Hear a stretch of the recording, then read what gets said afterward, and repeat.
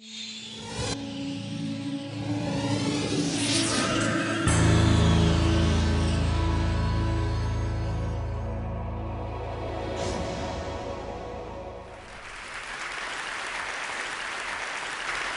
want to talk about the transformed media landscape and what it means for anybody who has a message that they want to get out to anywhere in the world. And I want to illustrate that by telling a couple of stories about that transformation. I'll start here. Last November, there was a presidential election. You probably read something about it in the papers.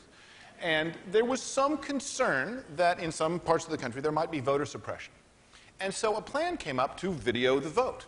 And the idea was that individual citizens with phones capable of taking photos or making video would document their polling places on the lookout for any kind of voter suppression techniques and would upload this to a central place, and that this would operate as a kind of citizen observation, that citizens would not be there just to cast individual votes, but also to help ensure the sanctity of the vote overall. Right? So this is a pattern that assumes we're all in this together. What matters here isn't technical capital. It's social capital. These tools don't get socially interesting until they get technologically boring.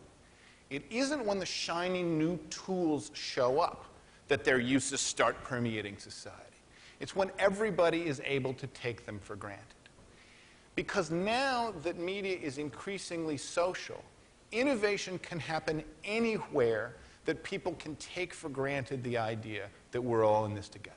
And so we're starting to see a media landscape in which innovation is happening everywhere and moving from one spot to another.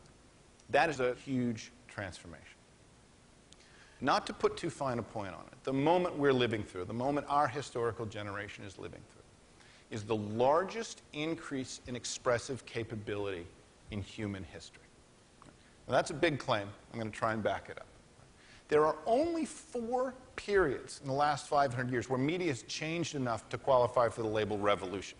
The first one is the famous one, the printing press. Movable type, oil-based inks, that whole complex of innovations that made printing possible and turned Europe upside down starting in the middle of the 1400s.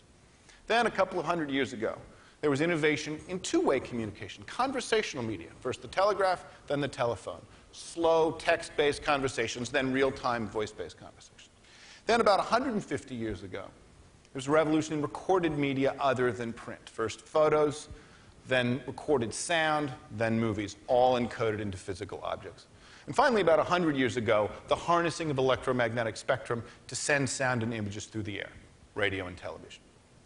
This is the media landscape as we knew it in the 20th century. This is what those of us of a certain age grew up with and are used to.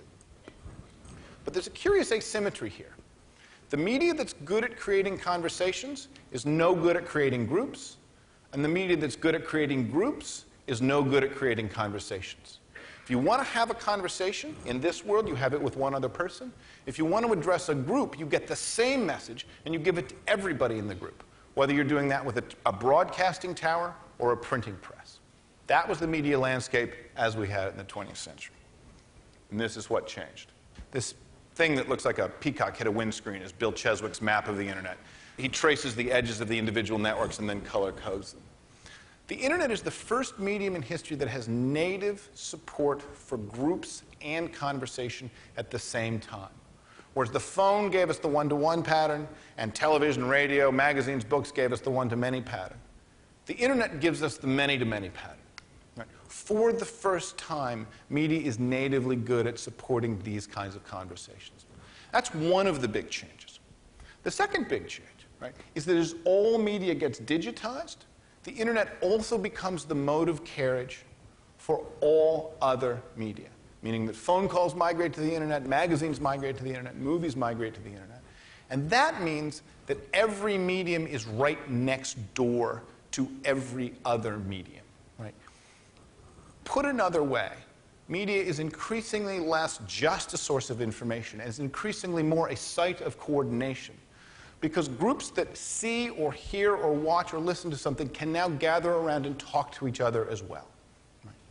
And the third big change, right, is that members of the former audience, as Dan Gilmore calls them, can now also be producers and not consumers. Every time a new consumer joins this media landscape, a new producer joins as well, because the same equipment, phones, computers, let you consume and produce. It's as if when you bought a book they threw in the printing press for free.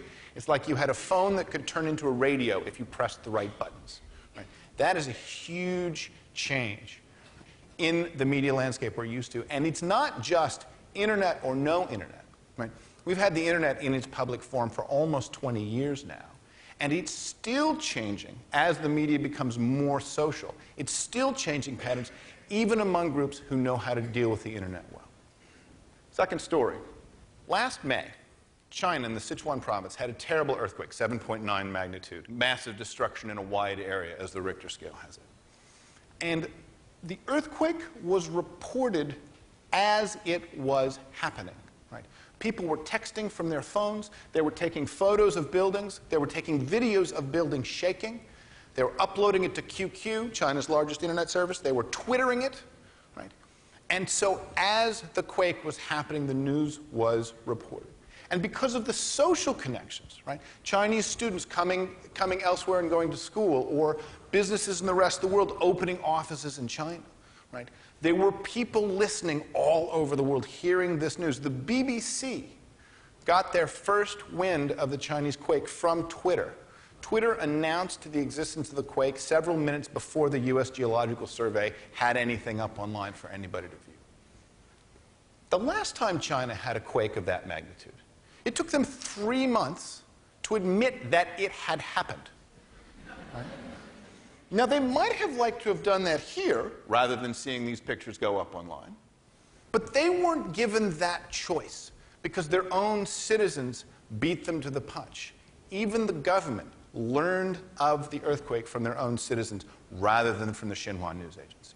And this stuff rippled like wildfire. For a while there, the top 10 most clicked links on Twitter, the global short messaging service, 9 of the top 10 links were about the quake. People collating information, pointing people to news sources, pointing people to the U.S. Geological Survey. The 10th one was kittens on a treadmill, but you know, that's the internet for you. But 9 of the 10 in those first hours, and within half a day, donation sites were up and donations were pouring in from all around the world. This is an incredible, coordinated global response. And the Chinese, then in one of their periods of media openness, decided that they were going to let it go, that they were going to let this citizen reporting flower. And then this happened. People began to figure out in the Sichuan province that the reason so many school buildings had collapsed, because tragically the earthquake happened during a school day, the reason so many school buildings collapsed is that corrupt officials had taken bribes to allow those buildings to be built to less than code. And so the citizen journalists started reporting that as well. And there was an incredible picture. You may have seen it on the front page of the New York Times. A local official literally prostrating himself in the street in front of these protesters in order to get them to go away. Essentially to say, we will do anything to placate you, just please stop protesting in public. But these are people who have been radicalized because thanks to the one-child policy, they have lost everyone in their next generation. Someone who's seen the death of a single child, right, now has nothing to lose. And so the protests kept going, and finally, the Chinese cracked down. That was enough of citizen media. And so they began to arrest the protesters. They began to shut down the media that the protests were happening on. China is probably the most successful manager of internet censorship in the world, using something that's widely described as the Great Firewall of China. And the Great Firewall of China is a set of observation points that assume that media is produced by professionals. It mostly comes in from the outside world. Right? It comes in relatively sparse chunks, and it comes in relatively slowly. And because of those 4 characteristics, they are able to filter it as it comes into the country. But like the Maginot Line, the Great Firewall of China was facing in the wrong direction for this challenge. Because not one of those 4 things was true in this environment. Right? The media was produced locally, it was produced by amateurs, it was produced quickly, and it was produced at such an incredible abundance that there was no way to filter it as it appeared. And so now, the Chinese government, who for a dozen years has quite successfully filtered the web, is now in the position of having to decide whether to allow or shut down entire services, right? Because the transformation to amateur media is so enormous that they can't deal with it any other way. And in fact, that is happening this week. On the 20th anniversary of Tiananmen, they just 2 days ago announced that they were simply shutting down access to Twitter because there was no way to filter it other than that. They had to turn the spigot entirely off. Now, these changes don't just affect people who want to censor messages. They also affect people who want to send messages, right? Because this is really a transformation in the ecosystem as a whole, not just a particular strategy. The classic media problem from the 20th century is, how does an organization have a message that they want to get out to a group of people distributed at the edges of the network? And here's the 20th century answer. Bundle up the message. Send the same message to everybody. National message, targeted individuals, relatively sparse number of producers, very expensive to do, so there's not a lot of competition. This is how you reach people, right? All of that is over. Right? We are increasingly in a landscape where media is global, social, ubiquitous, and cheap. Right? Now, most organizations that are trying to send messages to the outside world, to the distributed collection of the audience, are now used to this change. The audience can talk back. And that's a little freaky, but you can get used to it after a while as people are doing. But that's not the really crazy change that we're living in the middle of. The really crazy change is here. It's the fact that they're no longer disconnected from each other. The fact that former consumers are now producers. The fact that the audience can talk directly to one another. Because there's a lot more amateurs than professionals. And because the size of the network, the complexity of the network, is actually the square of the number of participants. Meaning that the network, when it grows large, grows very, very large. As recently as last decade, most of the media that was available for public consumption was produced by professionals. Those days are over, never to return. Right? It is the green lines now that are the source of the freak out. Which brings me to my last story. We saw some of the most imaginative use of social media during the Obama campaign. And I don't mean most imaginative use in politics. I mean most imaginative use ever. And one of the things Obama did, the Obama campaign did, was they famously put up mybarackobama.com, mybo.com. And millions of citizens rushed in to participate and to try and figure out how to help. Right? An incredible conversation sprung up there. Right? And then, this time last year, Obama announced that he was going to change his vote on FISA, the Foreign Intelligence Surveillance Act. Right? He had said in January he would not sign a bill that granted telecom immunity for possibly warrantless spying on American persons. By the summer, in the middle of the general campaign, he said, I've thought about the issue more, I've changed my mind, I'm going to vote for this bill. And many of his own supporters on his own site went very publicly berserk. Right? It was Senator Obama when they created it. They changed the name later. Please get FISA right. Within days of this group being created, it was the fastest growing group on mybo.com. Within weeks of its being created, it was the largest group. And Obama had to issue a press release. He had to issue a reply. And he said essentially, I've considered the issue. I understand where you're coming from.